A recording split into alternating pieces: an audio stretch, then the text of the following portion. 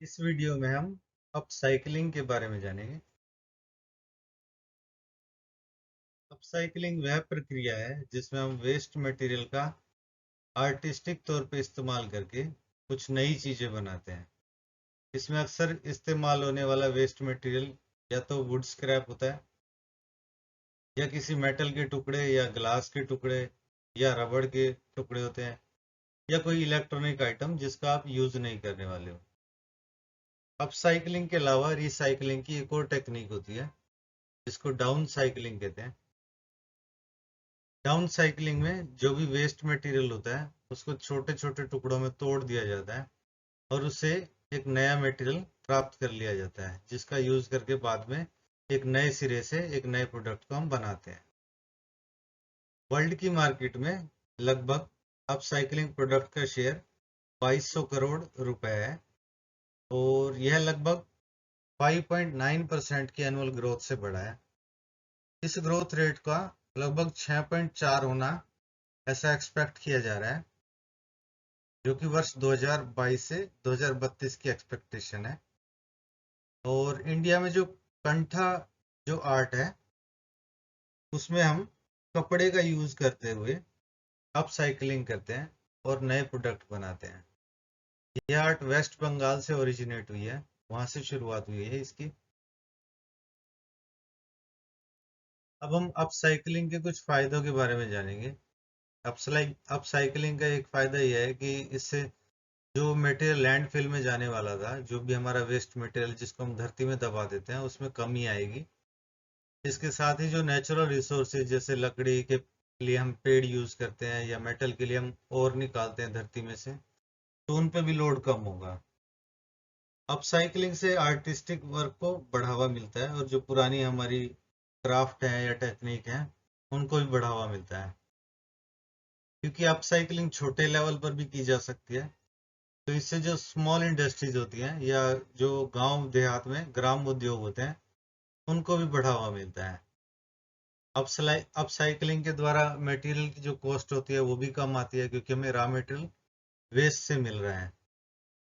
और इससे जो प्रोडक्ट बनाए जाते हैं वो अपने आप में यूनिक होते हैं, क्योंकि आपको सेम तरह का वेस्ट मटेरियल दोबारा मुश्किल ही मिलेगा। तो इस कारण हर बार एक नया प्रोडक्ट पैदा होता है, और इससे जो रिपेयरिंग की स्किल होती है काम करने वाले की वो भी सुधरती है। अब हम अपसाइकलिंग में इस्तेमाल होने वाले कुछ पुराने वेस्ट मटेरियल्स के बारे में जानेंगे कि किन किन मटेरियल्स का यूज करके हम अक्सर अपसाइकलिंग करते हैं। जैसे कि ओल्ड फर्नीचर, यानी कि कोई पुराना आपका फर्नीचर घर पे हो, चेयर हो या कोई टेबल हो पुरानी, उसका यूज आप कर सकते हैं। आप लकड़ी से बने पुराने टूल्स का इस्तेमाल कर सकते हैं अपसाइकलिंग के द्वारा नए प्रोडक्ट बनाने में।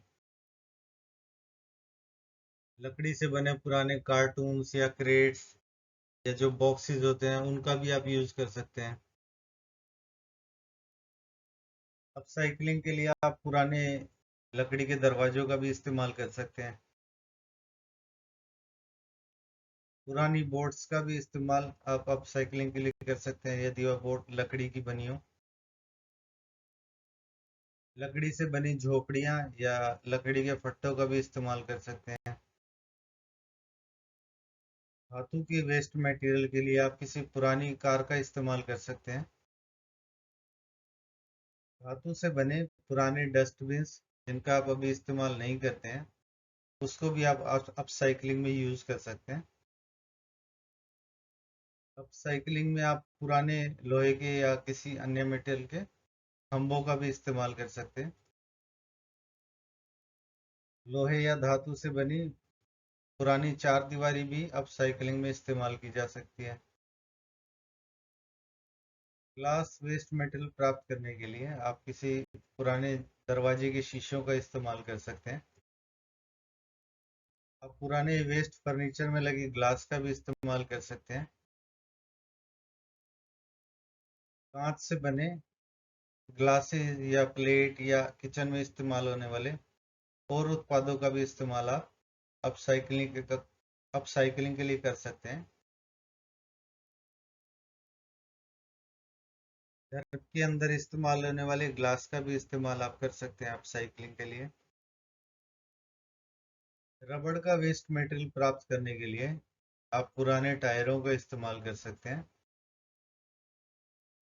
रबड़ से बनी बनी पुरानी ट्यूबों का इस्तेमाल भी आप अपसाइकलिंग के लिए कर सकते हैं। दरवाजों में सीलेंट की तरह इस्तेमाल होने वाली रबर स्ट्रिप्स का भी इस्तेमाल आप अपसाइकलिंग के लिए कर सकते हैं।